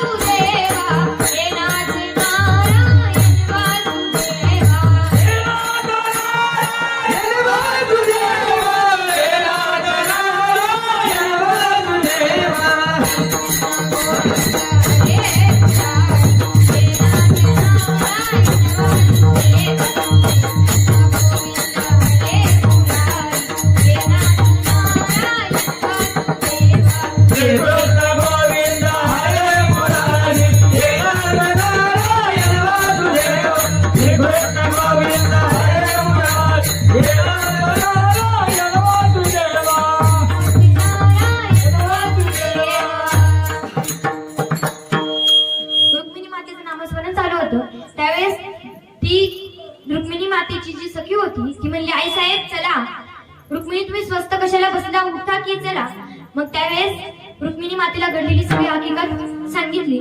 आता हकीकत सांगितल्यानंतर रुक्मिणी मातेला कळालं की आपल्याला आपलं दागिने आपलं जे स्वरंग आहे ते अर्पण करायचं आहे. ऐकुनी सखेचे ब्राह्मणवाणी अर्पण केले स्वरंग पाणी उठा की चला. मग त्यावेळेस रुक्मिणी माता उठल्या आणि उठल्यानंतर त्यांनी तुळशी बागेतून एक तुळशीचं पान घेतलं आणि ते पान घेतलं आणि निघाल्या. तुळशी पात्र घेऊन रुक्मिणी माता निघाल्या. झटकन उठली रुक्मिणी तुळशी पात्र घेऊन निघाली. मग त्यावेळेस रुक्मिणी माता त्या मालाकडे गेली आणि मालाकडे गेल्यानंतर बघितलं तर भगवंताच्या मापाचा परडा आहे आणि एका परड्याच्या साईडला भगवंताला बसवलं गेलेलं आहे आणि एका परड्याच्या साईडला देवाच्या 16,107 बायकांचं सोनं ठेवलं गेलेलं आहे. राहिलं ते म्हणजे आपलं. रुक्मिणी मातेने आपले सोनं न ठेवता सगळं सोनं बाजूला घेतलं आणि त्या पराडामध्ये तुळशीचं पान ठेवलं. तर भगवंत लगेच तरले गेले. तुळशी पात्र पराडे ठेवून माधव झाला बरोबरीचा. म्हणजे भगवंताला तुळशी जर इतकी प्रिय असेल तर आपल्याला तुळशीची माळ घालायचं की एवढं काही अवघड आहे का? अवघड आहे का? तर नाही. भगवंताला एवढं प्रिय आहे तरी देखील आपण घालत नाही. तुळशी माळ गळा गोपी चंदन टिळा हृदय कळवळा वैष्णवांचा. म्हणजे भगवंताला तुळस एवढी प्रिय असेल तर आपण घालायला काहीच हरकत नाही. मग त्यावेळेस तो साधक म्हणायला मी तुळशीची माळ घालतो पण आता तुळशीची माळ घातली म्हणजे सगळं झालं का हो? तर नाही. फळावरती गोपीचंदनाचा टिळा लावायचा म्हणजे गोपीच्या पायाखालची धूळ म्हणजे गोपीचंदन टिळा, तो टिळा लावायचा. आता मला सांगा इथे बसल्यापैकी कोणी गोपीचंदनाचा टिळा लावलेला आहे? वरती हात करा. कोणी लावलेला आहे? फक्त एक त्या आजींनीच लावलेला आहे. इथे बसल्यापैकी कोणाकोणाच्या गळ्यात माळ आहे? बापरे, भरपूर जणांचे. इथे बसल्यापैकी किती जण भजन कीर्तन ऐकता?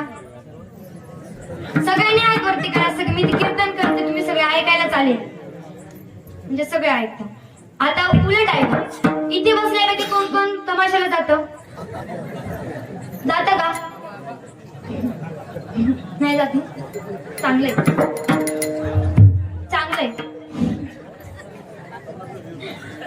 म्हणजे खूप देवध्यानी तुमचं गाव मानावं लागेल. आता इथे बसल्यापैकी कोणाला माहिती आहे की ज्ञानेश्वरी ही ज्ञानेश्वर महाराजांनी लिहिली?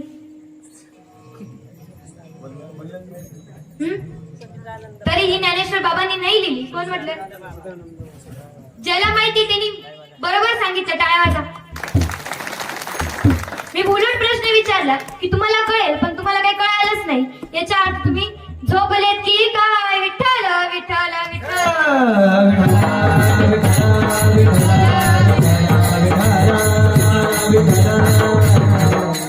याच्या अर्थ तुम्ही झोपले वाटतं नाही ना? मग सांगितली का नाही? एक ते आजीच जागे वाटतं. तरी ज्ञानेश्वर महाराजांनी ज्ञानेश्वरी न लिहिता ज्ञानेश्वर महाराजांनी ज्ञानेश्वरी सांगितली आणि सच्चिदानंद बाबांनी लिहिली. आता नुसतं गळ्यात माळ घालणं किंवा गोपीचंदनाचा टिळा कपाळावरती लावणं किंवा 2 धाम 3 धाम 4 धाम हे करण्यापेक्षा त्या गोष्टीचा मागचा वर्म आपल्याला कळायला पाहिजे. तरच कुठे आपल्या तेव्हा त्या गोष्टीचा अर्थ कळतो. आता गोपीचंदनाचा टिळा लावण्याने एक व्यावहारिक फायदा होतो. मी तुम्हाला सांगते पण त्याआधी आपण थोडस भजन घेऊया. महिला मंडळाने हात वरती करा. पुरुष मंडळ खाली चालू होतं. फक्त महिला मंडळ हात वरती करा. सगळ्यांनी हात वरती करा. तेव्हा बघतोय आपल्याबरोबर. ज्ञानदेव जनाबाई. फक्त बाया म्हणते ज्ञानदेव जनाबाई. सोपन काका मुक्ताबाई. ज्ञानदेव जनाबाई. सोपन काका मुक्ताबाई.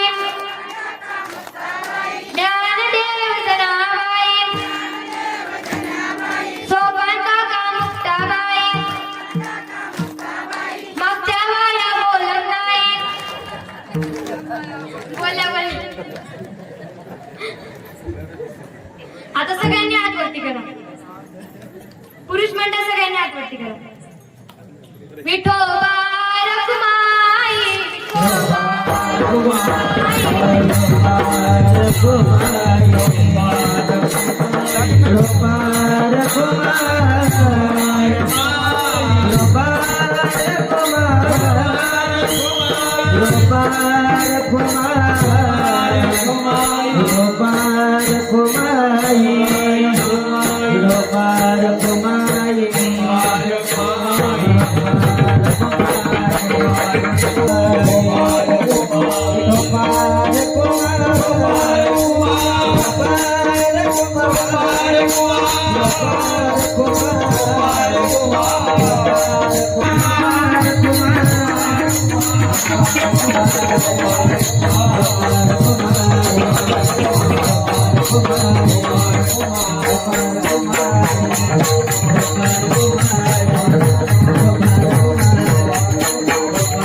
तुळशीची माळ घातली.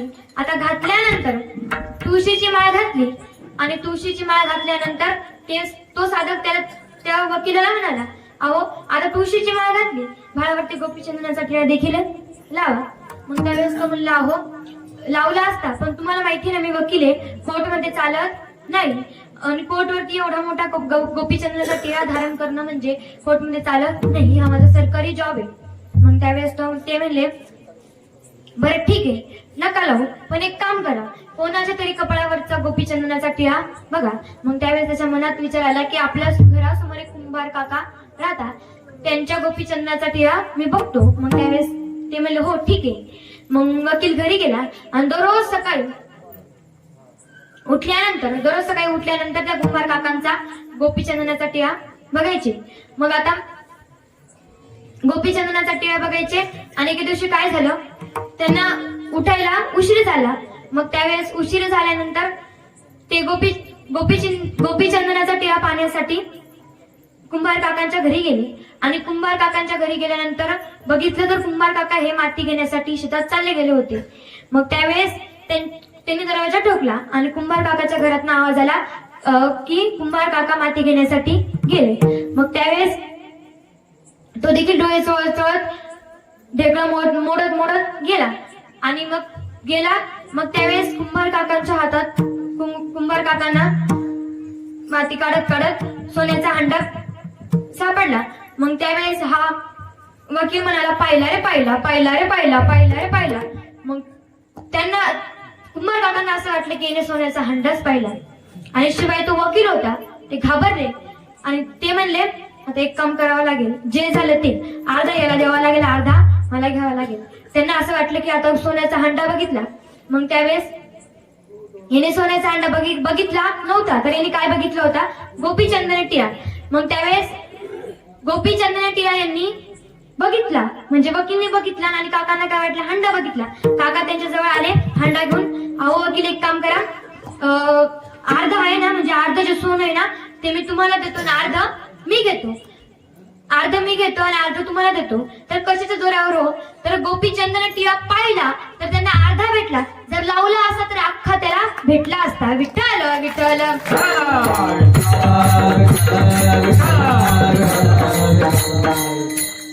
म्हणून भगवंताचं नामस्मरण केलं पाहिजे, आपल्या कपाळावरती गोपीचंदनाचा टिळा धारण केला पाहिजे.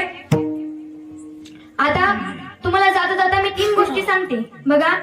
आपल्या पहिली गोष्ट म्हणजे आपल्या जन्मदाता आई वडिलांची सेवा करा. दुसरी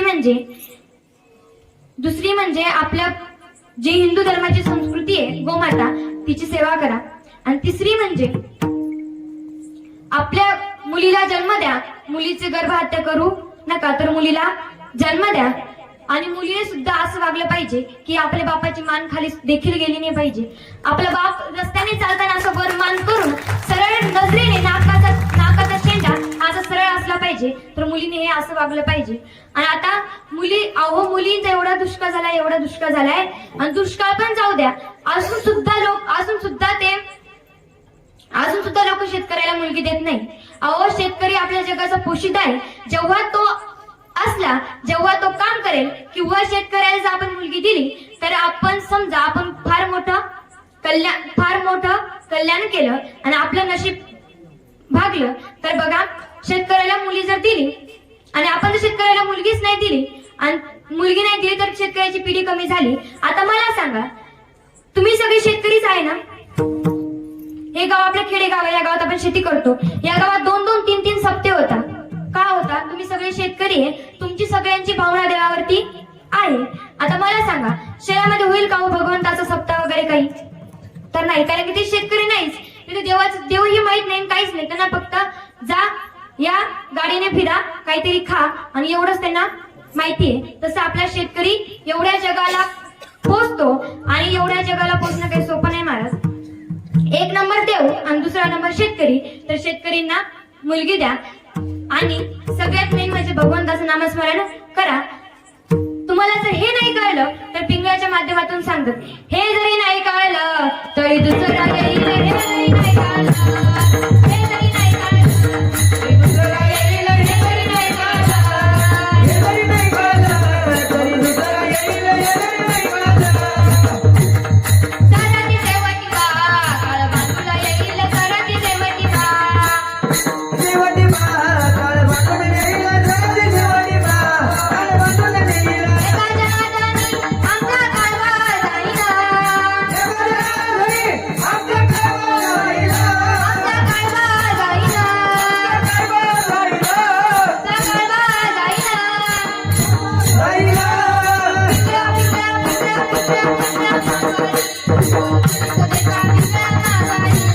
बिगडा मारवाडी, बोल बोल तुझे का बिगडा मारवाडी,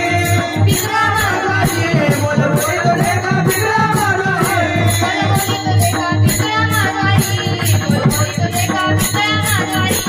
बिगडा मारवाडी, बोल बोल तुझे का बिगडा मारवाडी, बोल बोल तुझे का मारवाडी. म्हणून सांगते, भगवंताचं नामस्मरण करा, कारण की आपल्या जागावर दुसरं कोणीतरी येईल, त्याच्यापेक्षा आपण भगवंताचं नामस्मरण केलं पाहिजे.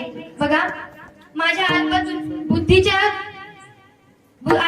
दोषाने जर माझ्याकडनं काही चुकीचे शब्द निघाले असतील तर मला माफ करा. बघा, ज्यांनी मला कीर्तनात सुंदर अशी साथ दिली असे असणारे मृदुंगाचार्य भूषण महाराज, त्यांचे देखील मी आभार मानते. गायनाचार्य मनोज महाराज, बाबा, अजून तुमच्या सगळ्यांचे देखील मी आभार मानते. तसंच समस्त ग्रामस्थ वारकरी मंडळी, बाबा तुमचे देखील मी आभार मानते. तसंच हे चोपदार बाबा, त्यांनी एवढी सप्त्यामध्ये सगळ्यात मोठं काम होणं म्हणजे चोपदार होणं, हे काही कमी गोष्ट नाही, ही भगवंताच्या भक्तीची गोष्ट आहे. त्यांचे देखील मी आभार मानते.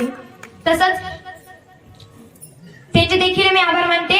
आणि माझ्याकडनं जर काही माझ्या वाणीचे जे काही उचित शब्द निघाले असतील तर मी ते माझे वाणीचे दोष समजते. बघा, ज्याला 1 मुलगी असेल तिने मला 2री मुलगी समजून माफ करा, ज्याला 2 मुली असतील तिने मला 3री मुलगी समजून माफ करा, आणि ज्याला 3 मुली असतील तिने 4थी मुलगी समजून माफ करा, आणि ज्याला मुलगीच नसेल तिने मला दत्तक घ्या आणि तुमच्या नावाची प्रॉपर्टी माझ्या नावावर करा. म्हणजे झालं, विठ्ठल